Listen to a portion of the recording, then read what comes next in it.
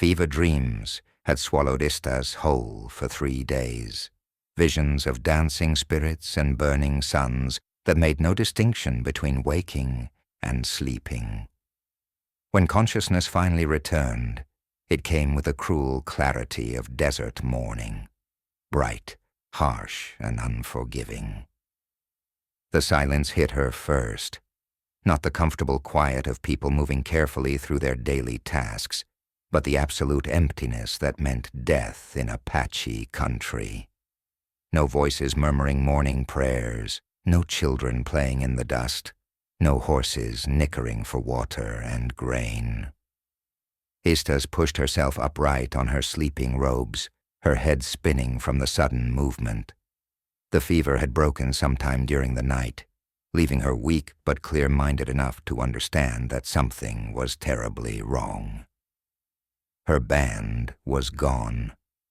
The camp that had sheltered 37 people, men, women, children, elders, had vanished as completely as if the desert wind had blown them away like smoke.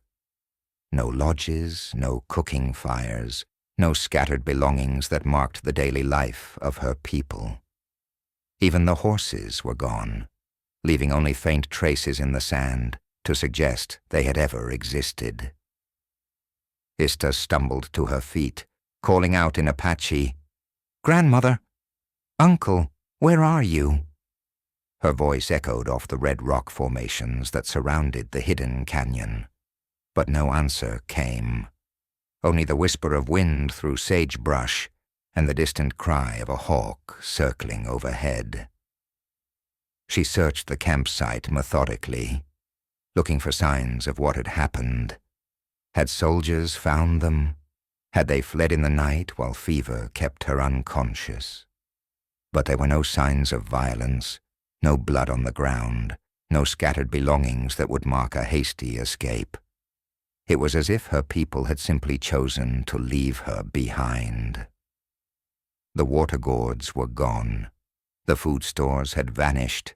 Even her own supplies, her weapons, her extra clothing, her medicine bundle had disappeared along with everything else. She was alone in the desert, with nothing but the clothes she wore and the growing certainty that she would die here. Istas sank to her knees in the dust, overwhelmed by the magnitude of her abandonment. At 16, she was old enough to understand that Apache bands sometimes had to make terrible choices for survival. But she was also young enough to feel the betrayal like a physical wound. Her own grandmother, who had raised her since her parents' death, had left her to die alone. They thought the fever would kill you. The voice came from the rocks above, speaking Apache with the accent of the Chiricahua bands. Istas spun toward the sound, her heart hammering with equal parts hope and fear. A man emerged from the shadows between the boulders, moving with the fluid grace of someone who had learned to become part of the landscape. He was perhaps 25, tall and lean, with the scarred hands of a warrior who had fought many battles. But it was his face that made Istas step backward. A terrible scar ran from his left temple to his jaw, leaving his features permanently marked by violence. "Who are you?" Istas demanded, trying to sound braver than she felt. "Nalnish," he replied, studying her with dark eyes that revealed nothing. "Mescalero Apache, though my band is no more." "Where are my people?" "Gone 3 days north, toward the sacred mountains. They move fast, trying to reach Mexico before the soldiers find their trail." Nalnish descended from the rocks with careful steps, never taking his eyes off her. "They left you because they thought you would die, and the dead cannot travel." Istas felt tears threaten, but forced them back. Apache women did not show weakness to strangers, especially not to warriors whose intentions were unclear. "But you lived," Nalnish continued, stopping just outside striking distance. "The fever broke, and now you face a choice. What choice? Die here alone, or come with me? The words hung in the desert air like smoke from a distant fire. Istas studied this scarred stranger who had appeared from nowhere with knowledge of her band's movements and an offer that sounded like both salvation and threat. Why would you help me? Because I know what it feels like to wake up alone, Nalnish said simply. Because Apache do not abandon Apache, even when their own families fail them. I don't know you. You could be anyone. A scout for the soldiers, a slave trader, a man who preys on women traveling alone. Nalnish nodded approvingly. Good. Suspicion will keep you alive longer than trust. But look around you. What other choice do you have? Istas did look around, seeing the vast emptiness that stretched in all directions. She had no food, no water, no weapons, no knowledge of which direction her people had taken. Alone, she would be dead within days. If I come with you, where are we going? To find your people, to discover why they left you behind instead of carrying you with them as Apache custom demands. Nalnish's scarred face hardened, and to learn whether their abandonment was choice or necessity. What do you mean? I mean that healthy Apache bands do not leave their sick behind unless they are running from something that terrifies them more than abandoning family. I mean that the tracks around this camp tell a story your people did not want you to know. Istas felt ice form in her stomach despite the desert heat. What kind of story? The kind that requires investigation. The kind that might get us both killed. Nalnish gestured toward the northern horizon. But first, we need to get you fed, watered, and armed. The desert forgives nothing, and we have a long journey ahead. He pulled a water gourd from his pack and offered it to her. The water was cool and clean, the most precious gift anyone could offer in the burning landscape of Apache country. You're with me now, Nalnish said as she drank gratefully. That means I protect you and you learn to survive. But it also means you follow my commands without question when death is close. Can you do that? Istas looked into his scarred face, trying to read the character behind the damaged features. She saw hardness earned through suffering, intelligence sharpened by loss, and something that might have been kindness buried beneath layers of necessary caution. I can do that, she said finally. Good. Then we begin. As Nalnish led her away from the abandoned campsite, Istas looked back once at the place where her old life had ended. When she turned forward again, toward whatever uncertain future awaited with this mysterious warrior, she carried the beginnings of understanding that survival sometimes required trusting strangers more than family. The desert ahead was vast and dangerous, but she was no longer facing it alone. Nalnish moved through the desert like water flowing around obstacles, never forcing a path where stealth could serve better. Istas followed, learning his rhythm as they tracked north through country that grew more dangerous with each mile. Your people travel in single file, Nalnish observed, kneeling beside barely visible signs in the sand, trying to make their numbers look smaller. But 37 people cannot hide their passage from someone who knows how to read the land. Istas studied the faint traces he indicated. A disturbed rock here, a bent piece of grass there, signs so subtle she would have missed them entirely. How do you know so much about tracking? Because I have been hunted for 3 years, Nalnish replied simply. When you are prey, you learn to think like both hunter and hunted. They traveled in silence for most of the morning, conserving energy and water while covering ground, with the steady pace of people accustomed to long journeys. But as the sun climbed higher, Istas began to notice troubling details about their route. "We're not following my people's trail anymore," she said, noting that the subtle signs Nalnish had been reading seemed to veer eastward while they continued north. "Number, we're following the trail of those who are following your people." Istas stopped walking. "What?" Nalnish turned back to face her, his expression grim. "Soldiers, a patrol of perhaps 15 men with Apache scouts. They found your band's trail 2 days ago and have been shadowing them since. Then my people are in danger." "Your people were already in danger. The question is whether they know they're being hunted."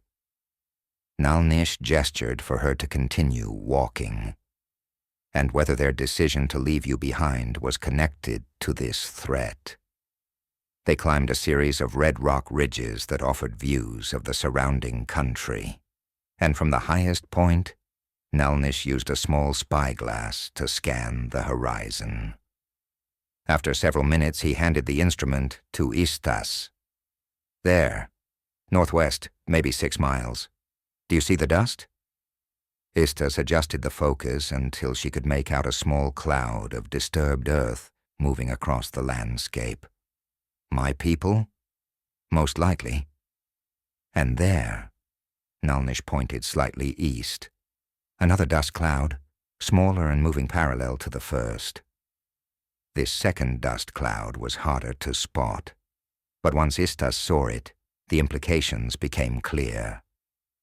"The soldiers are still following them. At a distance that suggests they're waiting for something. Orders, perhaps, or reinforcements, or they're driving your people toward a specific location." Istas lowered the spyglass, her mind racing through possibilities that all ended badly for her band. "We have to warn them." "We have to understand the situation before we act," Nalnish corrected. "Charging in without knowledge gets everyone killed." They descended from the ridge and continued north, but now their journey had the urgency of a rescue mission.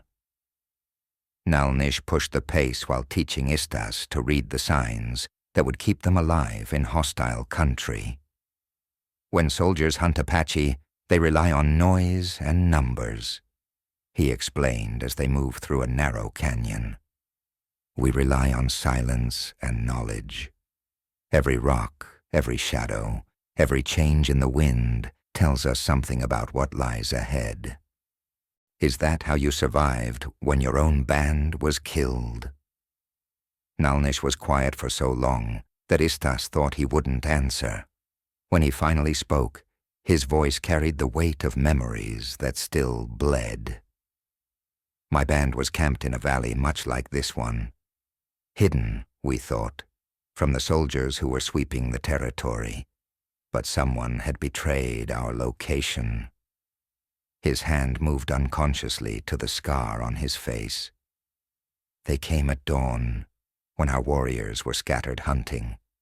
By the time I fought my way back to camp..." He didn't finish the sentence, but Istas could see the rest of the story written in his expression. She had heard such tales before. Entire Apache families wiped out in surprise attacks, their camps burned, their people scattered or killed. "How did you escape?" "I didn't escape. I was left for dead under a pile of bodies.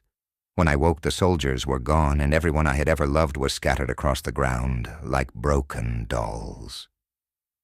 Nalnish's voice remained steady, but Istas could hear the effort it took to maintain control. "The scar is from a cavalry saber. The blade stopped when it hit bone, or I would have died with the rest." Istas felt a chill that had nothing to do with the desert wind. "That's why you help me, because you know what it feels like to be left alone." "Partly. but also because I have learned that some abandonments are not what they appear to be. What do you mean? I mean that your grandmother is one of the wisest women among the Chiricahua bands. She would not leave her granddaughter to die unless she believed something worse would happen if you stayed with the group. They climbed another ridge as afternoon shadows began to lengthen, and from this vantage point, they could see both dust clouds more clearly. The larger one had stopped moving, suggesting that Istas's people had made camp for the night. The smaller one continued to advance. "The soldiers are closing the distance," Nalnish observed. "They'll attack at dawn, when Apache defenses are weakest. Then we have to reach my people tonight. We have to reach them without being seen by the soldiers who are watching them. That means moving through country where every step could trigger an ambush." Nalnish studied her face in the fading light. "Are you ready for that kind of danger?" Istas thought about her grandmother, who had raised her with stories of Apache women who fought beside their warriors, who defended their families with the same fierce courage that marked the greatest war leaders. She thought about her cousin, barely 8 years old, who was somewhere in that distant camp facing the prospect of cavalry sabers and soldiers' guns. "I'm ready," she said. "Good, because tonight we become ghosts, and ghosts do not make mistakes." As darkness fell over the desert, Nalnish and Istas began the most dangerous part of their journey, moving through enemy lines to reach people who might not welcome their arrival, carrying warnings that might save lives or might doom them all. But for the first time since waking alone in the abandoned camp, Istas felt like she was moving towards something instead of just running from death. Whether that led to salvation or destruction remained to be seen. In the Apache way, sometimes the difference was measured in heartbeats. They moved like spirits through the darkness, following paths that existed more in memory than reality.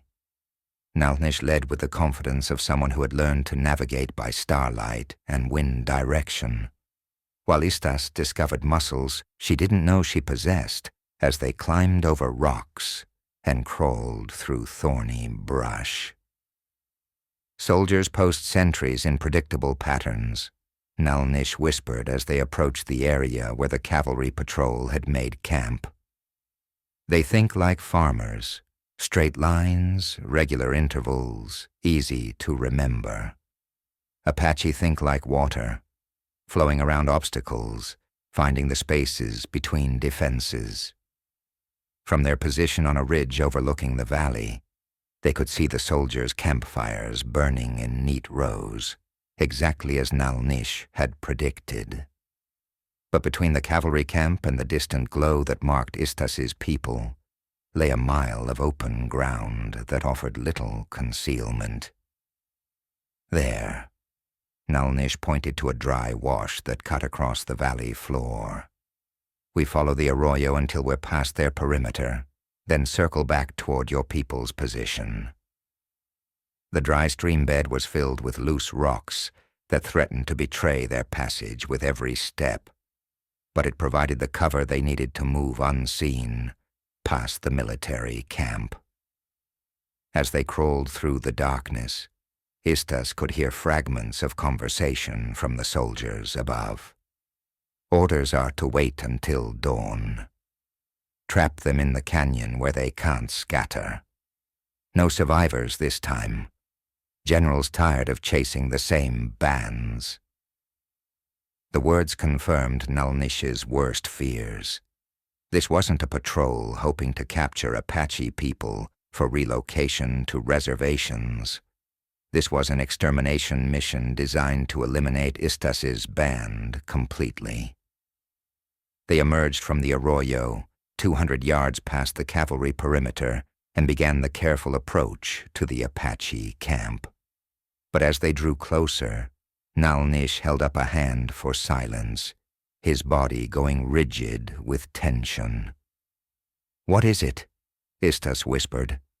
"Listen." At first, Istas heard only the normal sounds of a sleeping camp. Horses moving quietly, the whisper of wind through shelters, the occasional murmur of someone speaking in their sleep. But gradually she began to pick out details that suggested something was wrong. Too many people were awake for the middle of the night. Voices carried the undertone of worry rather than casual conversation. And there was movement in the camp that spoke of preparation rather than rest. "They know," Nalnish said quietly. "Your people know about the soldiers." As they crept closer, the truth became clear. The Apache band wasn't sleeping. They were preparing for battle. Warriors checked their weapons in the darkness. Women and children were being moved to defensive positions among the rocks, and scouts were being dispatched to watch the approaches to their hidden canyon. "Istas," the voice came from directly behind them, so close that both warriors spun around with weapons ready. But instead of an enemy, they found themselves facing an elderly Apache woman whose weathered face was creased with relief and something that might have been guilt. "Grandmother," Istas breathed, lowering her knife. "Child of my heart," the old woman whispered, pulling Istas into a fierce embrace. "I prayed to the spirits that you would survive the fever, but I feared. You left me to die.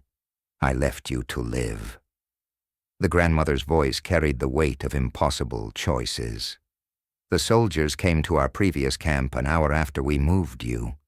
They had Apache scouts with them, men who could track us through any terrain. We knew they would follow our trail, and we knew you were too sick to travel fast enough to escape." Nalnish stepped forward, his scarred face grave in the starlight. "So you left a false trail for them to follow while taking your granddaughter to safety." The grandmother studied this stranger who had appeared with her granddaughter. "You are Mescalero. I am, and I am the one who found your granddaughter alive and brought her here to rejoin her people. Then you have my gratitude, warrior, but you have also brought her into great danger. The soldiers will attack at dawn, and this canyon will become a death trap for all of us." Istas looked around at the camp that was preparing for a battle they couldn't win. "There are too many soldiers, and they have Apache scouts who know our ways. Yes, we hoped to reach Mexico before they caught up to us, but the mountains are still 2 days away." The grandmother's voice carried resignation mixed with fierce determination.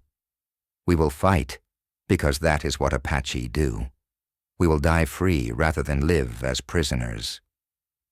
"Or," Nalnish said quietly, "you could let me create a distraction that gives your people time to escape." Both women stared at him. Istas felt her heart sink as she understood what he was proposing. "You want to attack the soldiers alone. I want to make them think they're facing a larger force than they expected. Confusion and fear will buy your people hours to reach the mountains." Nalnish's hand moved to his weapons. "I know their camp layout, their sentry positions, their weaknesses." "It's suicide," Istas said flatly. "It's mathematics. 1 life against 37 lives. The spirits will judge whether the trade is worthy." The grandmother studied Nalnish with eyes that had seen too many young warriors choose death over dishonor. "Why would a Mescalero die for Chiricahua people he has never met?" Nalnish was quiet for a long moment, looking out at the stars that had guided Apache people across this land for countless generations. "Because when my own people were slaughtered, no one came to help them. Because I have spent 3 years living like a ghost, and ghosts cannot find peace until their purpose is fulfilled." And your purpose is saving us? My purpose is ensuring that your granddaughter does not wake up alone again. Nalnish met Istas's eyes directly. She has been abandoned once. I will not let it happen twice. Istas felt tears threaten as she understood the depth of his commitment to her survival. This scarred warrior who had emerged from the rocks like an answer to prayers was willing to die so that she could live with her people. There has to be another way, she said desperately. There is, her grandmother said quietly, but it requires trusting in the wisdom of someone who loves you more than his own life. As dawn approached and the time for decision ran out, Istas faced the terrible understanding that love sometimes meant letting go, that survival sometimes demanded sacrifice, and that some debts could only be paid with blood. The question now was whether she had the courage to let Nalnish make his trade, or whether she would choose to stand beside him regardless of the odds. In the Apache way, honor was measured not by success, but by the willingness to face death for those who mattered most. The attack began an hour before dawn, when the desert was caught between darkness and light, and shadows could hide an army or a single warrior with equal effectiveness. Nalnish struck the cavalry camp like lightning from a clear sky, sudden, devastating, and impossible to predict. His first target was the horse lines, where a few well-placed arrows and scattered firebrands turned 60 cavalry mounts into stampeding chaos that trampled through the orderly camp. Apache attack! The cry went up from multiple sentries as Nalnish melted back into the darkness, leaving behind confusion and the kind of destruction that suggested a much larger force. From their position in the rocks above the Apache camp, Istas and her grandmother watched flashes of gunfire light up the valley floor as soldiers fired at shadows and their own echoes. He moves like a spirit, the grandmother observed, pride and sadness mixing in her voice. This one has learned to make himself into legend. Below them, the Apache band was already moving with the fluid efficiency of people who had practiced emergency evacuations countless times. Children were bundled onto horses, supplies were secured with swift economy, and warriors took positions to cover the retreat while the vulnerable members of the band escaped towards the mountains. I should be with him, Istas said, watching distant muzzle flashes that marked Nalnish's running battle with an entire cavalry patrol. You should be with your people, her grandmother replied firmly. His sacrifice means nothing if you throw your life away in a gesture that saves no one. Istas knew her grandmother was right, but the knowledge felt like swallowing broken glass. Nalnish was fighting alone against impossible odds so that she could escape with her band, and every fiber of her being rebelled against leaving him to face that battle without support. Move out! The call came from her uncle, who was leading the evacuation. We have perhaps an hour before they reorganize and follow our trail. The Apache band flowed out of the canyon like water finding the easiest path, moving with the kind of coordinated purpose that had allowed their people to survive in hostile territory for generations. But as they climbed toward the high country, Istas found herself constantly looking back toward the valley where gunfire still flickered in the pre-dawn darkness. He's still alive, her grandmother said, understanding her granddaughter's anguish.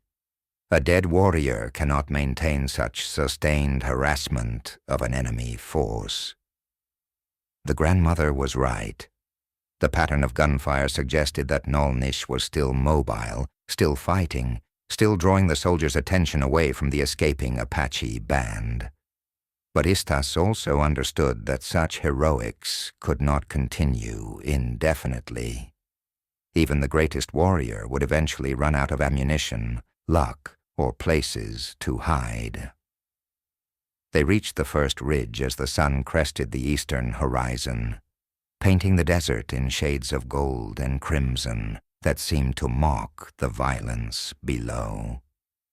From this vantage point, Istas could see the cavalry camp where soldiers were still trying to round up scattered horses and organize pursuit. There, her uncle pointed toward a series of rock formations, perhaps a mile from the military camp. Someone is still fighting. Istas pulled out Nalnish's spyglass and focused on the area her uncle had indicated. She could see muzzle flashes from multiple positions among the rocks, suggesting that Nalnish was moving constantly to create the illusion of a larger force. But she could also see that the soldiers were beginning to surround his position. "He's trapped," she said quietly. "He's buying us time," her grandmother corrected. "Time we must not waste on futile gestures." But even as the Apache band continued their escape toward Mexico, Istas found herself calculating distances and possibilities. The trapped warrior was perhaps 2 miles away across broken country. A fast horse could cover that distance in minutes, but what could one person accomplish against an entire cavalry patrol? "Don't." Her grandmother's voice carried the authority of someone who had read her granddaughter's thoughts. "Don't dishonor his sacrifice by throwing your life away. I can't just abandon him." "You're not abandoning him. You're accepting his gift and making sure it has meaning." The gunfire from the rock formation suddenly intensified, suggesting that the final assault on Nalnish's position had begun. Istas watched through the spyglass as soldiers closed in from multiple directions, their movements coordinated and methodical. Then abruptly, the shooting stopped. The silence that followed was more terrifying than the gunfire had been. Istas kept the spyglass trained on the rocks, searching for any sign of movement, any indication that Nalnish had escaped the closing trap. Nothing. "It's finished," her uncle said quietly. "The warrior has gone to join his ancestors." Istas lowered the spyglass, feeling something die inside her chest. The scarred warrior who had appeared from nowhere to save her life was gone, sacrificed to ensure her people's escape. She would never see his rare smile again, never hear his quiet wisdom, never have the chance to tell him what his protection had meant to her. "He saved us all," her grandmother said, placing a weathered hand on Istas's shoulder. "His spirit will be remembered in our songs, his courage honored in our stories." As the Apache band continued their flight toward the mountains and the freedom that lay beyond, Istas carried with her the weight of a debt that could never be repaid. Nalnish had given his life so that she could live with her people, had chosen death over dishonor, had proved that love could transcend the boundaries between strangers. 3 days later, safely across the border in Mexico, Istas stood on a mountain peak, looking north toward the land where Nalnish had made his final stand. In her hands, she held an eagle feather that had belonged to him, the only physical reminder of a warrior who had become legend. "Nalnish," she whispered to the wind that carried words across impossible distances. "You said I was with you, but the truth is, you are with me, always." Below her, children played in the mountain meadow where her band would make their new home, safe from the soldiers who could not follow them across the international border. They would grow up free because a scarred warrior had chosen to pay the price for their freedom. Istas had woken to find her camp gone and her world destroyed. But she'd also found something unexpected in the ruins. A love that transcended death, a courage that inspired legends, and the understanding that some bonds were strong enough to survive any separation. In the Apache way, this was how spirits lived forever. Not in monuments or graves, but in the hearts of those who carried their memory into each new day.